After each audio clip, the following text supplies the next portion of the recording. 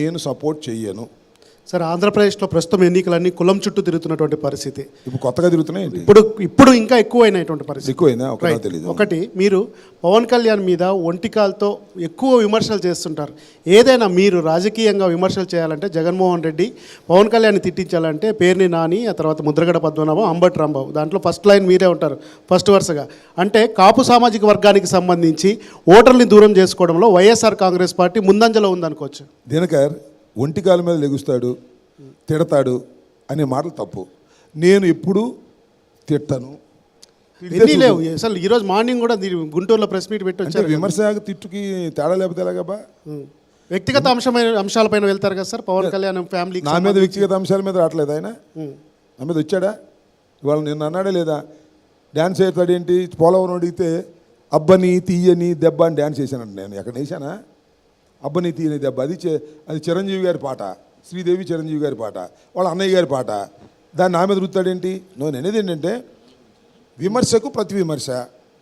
నన్నంటే నేనంట, నన్నంటే నేను వదిలిపెట్టను. అది నా స్వభావం సార్. పవన్ కళ్యాణ్ గారు పవన్ కళ్యాణ్ గారు నన్ను విమర్శించాడు, నేను ఇవాళ కాబట్టి రేపు విమర్శిస్తాను అంతే. ఇంకొక అంశం ఏంటంటే, ఒంటికాల మీద లేకపోవటం. నేను కేవలం పవన్ కళ్యాణ్ గారిని మాత్రమే విమర్శించడానికి వస్తే నన్ను తప్పట్టు. నేను చంద్రబాబు నాయుడు గారిని విమర్శిస్తా, పవన్ కళ్యాణ్ గారిని విమర్శిస్తా, లోకేష్ గారిని విమర్శిస్తా, శాసనసభలో ప్రతిపక్షాన్ని విమర్శిస్తా. నా స్వభావం అది.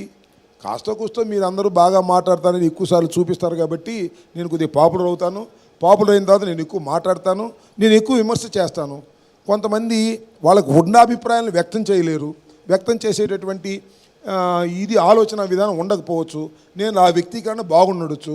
అందువల్ల నేను ఎక్కువగా మీడియాలోకి వస్తాను.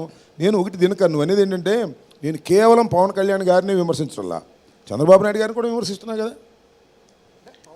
కానీ మీరు రాజకీయ కామెంట్ చేసినా, పర్సనల్ కామెంట్ చేసినా కానీ ముందంజలో పార్టీ విధానాల్లో ఫస్ట్ తీసుకొచ్చేది అంబటిని. పవన్ కళ్యాణ్ గారు కొద్దిగా శృతి మించి మాట్లాడతాడు, అది వచ్చిన ప్రాబ్లం. పవన్ కళ్యాణ్ గారు కొద్దిగా శృతి మించి మాట్లాడతాడు. నువ్వు చూసావు కదా, ఆ రోజున తాడేపల్లిలో ఆయన దానిలో చెప్పు తీసాడు పైకి, బూతులు కూడా మాట్లాడాడు. ఇప్పుడన్నా ఎవరన్నా మాట్లాడతారట రాజకీయ నాయకులు? పైగా ఒక పార్టీ అధినేత. నేను అనేది ఏంటంటే, వైఎస్ఆర్ కాంగ్రెస్ పార్టీలో ఒక కార్యకర్త, ఒక శాసనసభ్యుడు, లేకపోతే ఒక లీడరు, లేకపోతే నేను మాట్లాడటం వేరు.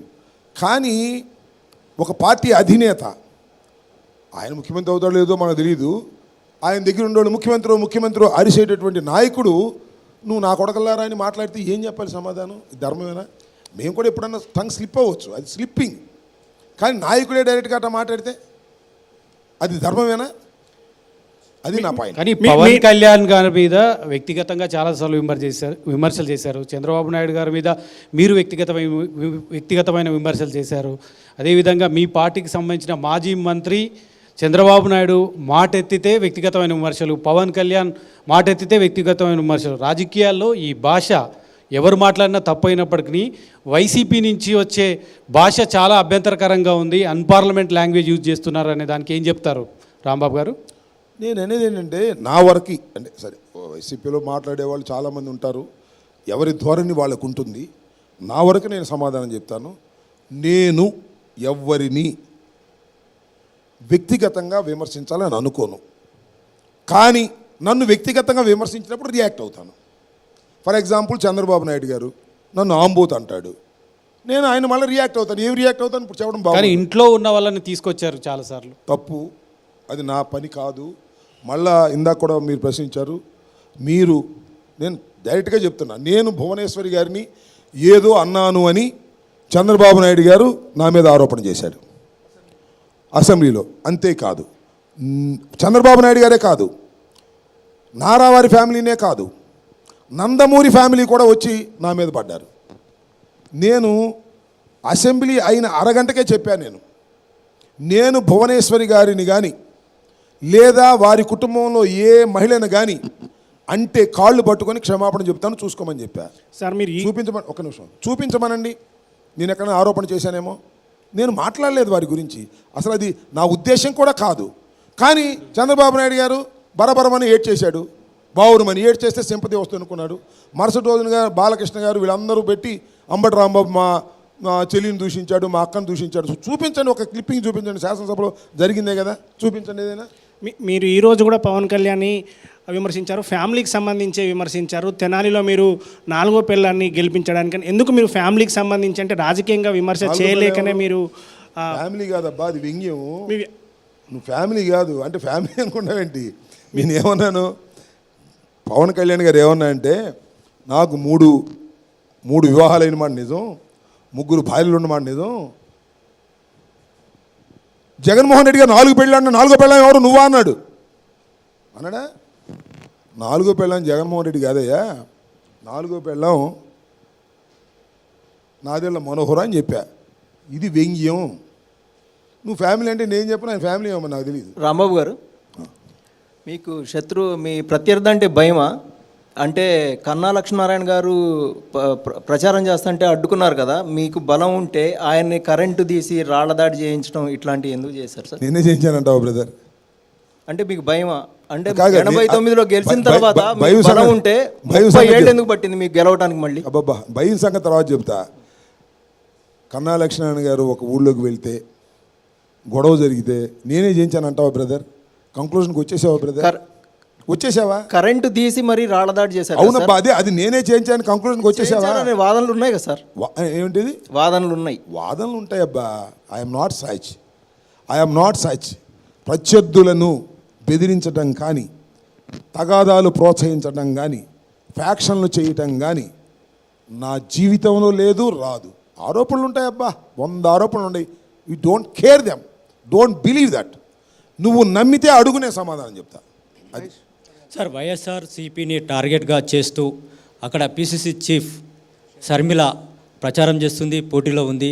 ఆ యొక్క ప్రభావం ఏ విధంగా ఉంటుంది? మీ యొక్క ఓట్లని ఈసారి కాంగ్రెస్ చీల్చేటువంటి అవకాశం ఉందా? జగనన్న వదిలిన బాణమే ఈరోజు జగనన్న పైన ఎక్కుపెట్టినటువంటి పరిస్థితికి ఏ కనిపిస్తుంది. విధమైన ప్రభావము ఉండదు.